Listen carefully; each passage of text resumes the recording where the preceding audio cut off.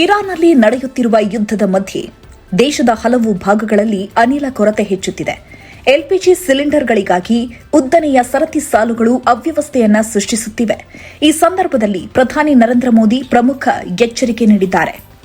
ಪ್ರಸ್ತುತ ಪರಿಸ್ಥಿತಿಯ ಬಗ್ಗೆ ಭೀತಿ ಮೂಡಿಸಲು ಪ್ರಯತ್ನಿಸುತ್ತಿರುವವರ ಮೇಲೆ ನಿಗಾ ಇಡುವಂತೆ ಪ್ರಧಾನಿ ಮೋದಿ ತಮ್ಮ ಸಚಿವರಿಗೆ ಸೂಚಿಸಿದ್ದಾರೆ. ಈ ಬಿಕ್ಕಟ್ಟನ್ನು ಎದುರಿಸಲು ಭಾರತದ ಸಿದ್ಧತೆಗಳು ಬಲಿಷ್ಠವಾಗಿವೆ ಎಂದು ಪ್ರಧಾನಿ ಮೋದಿ ಹೇಳಿದರು. ಇರಾನ್ ಬಿಕ್ಕಟ್ಟಿನ ಹಿನ್ನೆಲೆ ದೇಶದ ಪರಿಸ್ಥಿತಿಯನ್ನು ಸೂಕ್ಷ್ಮವಾಗಿ ಗಮನಿಸುವಂತೆ ಪ್ರಧಾನಿ ಮೋದಿ ಗುರುವಾರ ತಮ್ಮ ಸಚಿವರಿಗೆ ಸೂಚಿಸಿದ್ದಾರೆ ಎಂದು ವರದಿಯಾಗಿದೆ.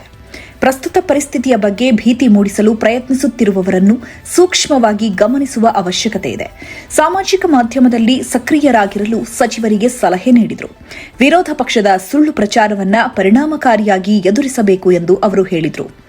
ವಿಶ್ವಾಸವನ್ನು ಕಾಪಾಡಿಕೊಳ್ಳಲು ಸಚಿವರಿಗೆ ಕರೆ ನೀಡಿದ ಪ್ರಧಾನಿ ಮೋದಿ, ಇಂತಹ ಅಭಿಯಾನಗಳಿಗೆ ಪ್ರತಿಕ್ರಿಯಿಸುವಾಗ ಸಚಿವರು ವಿಶ್ವಾಸವನ್ನು ಕಾಪಾಡಿಕೊಳ್ಳಬೇಕು. ಇದು ಒಂದು ದೇಶಕ್ಕೆ ಮಾತ್ರವಲ್ಲದೆ ಇಡೀ ಪ್ರಪಂಚದ ಮೇಲೆ ಪರಿಣಾಮ ಬೀರುವ ಪರಿಸ್ಥಿತಿಯಾಗಿದೆ ಎಂದು ಹೇಳಿದರು. ಭಾರತವು ನಮ್ಮ ನೆರೆಹೊರೆಯವರು ಮತ್ತು ಇತರ ಹಲವು ದೇಶಗಳಿಗಿಂತ ಬಲಿಷ್ಠ ಮತ್ತು ಉತ್ತಮವಾಗಿದೆ ಎಂದು ಜನರಿಗೆ ಹೇಳಬೇಕು ಎಂದು ಪ್ರಧಾನಿ ಹೇಳಿದರು. ಇದಕ್ಕೂ ಮೊದಲು ಬುಧವಾರ ತಮಿಳುನಾಡಿನಲ್ಲಿ ಸಾರ್ವಜನಿಕ ಸಭೆಯನ್ನು ಉದ್ದೇಶಿಸಿ ಮಾತನಾಡಿದ ಪ್ರಧಾನಿ ಮೋದಿ, ಜನರು ಭಯಭೀತರಾಗಬೇಡಿ ಎಂದು ಭರವಸೆ ನೀಡಿದರು. ಜೊತೆಗೆ ಸಾರ್ವಜನಿಕ ಹಿತಾಸಕ್ತಿಯನ್ನು ರಕ್ಷಿಸಲಾಗುವುದು ಎಂದು ಭರವಸೆ ನೀಡಿದರು. ತಮಿಳುನಾಡಿನಲ್ಲಿ ನಡೆದ ರಾಷ್ಟ್ರೀಯ ಪ್ರಜಾಸತ್ತಾತ್ಮಕ ಒಕ್ಕೂಟ ರ್ಯಾಲಿಯಲ್ಲಿ ಅವರು ಭಾಗವಹಿಸಿದರು. ವಾಣಿಜ್ಯ ಎಲ್ಪಿಜಿ ಕೊರತೆಯಿಂದಾಗಿ ದೇಶದಲ್ಲಿ ಹೋಟೆಲ್ ವಲಯದ ಮೇಲೆ ತೀವ್ರ ಪರಿಣಾಮ ಬೀರಿರುವ ಎಲ್ಪಿಜಿ ಬಿಕ್ಕಟ್ಟು ಶೀಘ್ರದಲ್ಲೇ ಬಗೆಹರಿಯಲಿದೆ ಎಂದು ಪ್ರಧಾನಿ ಮೋದಿ ವಿಶ್ವಾಸ ವ್ಯಕ್ತಪಡಿಸಿದರು. ಅನಿಲ ಬಿಕ್ಕಟ್ಟನ್ನು ಪರೋಕ್ಷವಾಗಿ ಉಲ್ಲೇಖಿಸಿದ ಪ್ರಧಾನಿ ಮೋದಿ, ಸರಿಯಾದ ಮತ್ತು ಪರಿಶೀಲಿಸಿದ ಮಾಹಿತಿಯನ್ನು ಮಾತ್ರ ಹರಡುವಂತೆ ಜನರಿಗೆ ಮನವಿ ಮಾಡಿದರು. ಹಾರ್ಮುಜ್ ಜಲಸಂಧಿಯ ಮೂಲಕ ಅಂತಾರಾಷ್ಟೀಯ ಸಾಗಣೆಯನ್ನು ಮುಚ್ಚಲು ಅಥವಾ ಅಡ್ಡಿಪಡಿಸಲು ಇರಾನ್ ಪ್ರಯತ್ನಿಸುತ್ತಿರುವ ನಡುವೆ ಭಾರತವು ಒಂದು ಪ್ರಮುಖ ಪ್ರಗತಿಯನ್ನು ಸಾಧಿಸಿದೆ.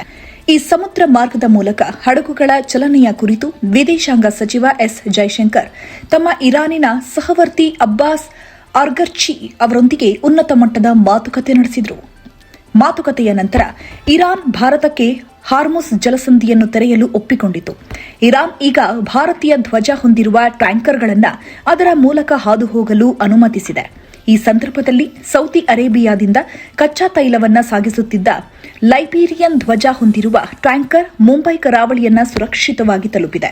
ಪ್ರಸ್ತುತ 2 ಭಾರತೀಯ ಟ್ಯಾಂಕರ್ಗಳಾದ ಪುಷ್ಪಕ್ ಮತ್ತು ಪರಿಮಲ್ ಜಲಸಂಧಿಯನ್ನು ಸುರಕ್ಷಿತವಾಗಿ ದಾಟುತ್ತಿವೆ.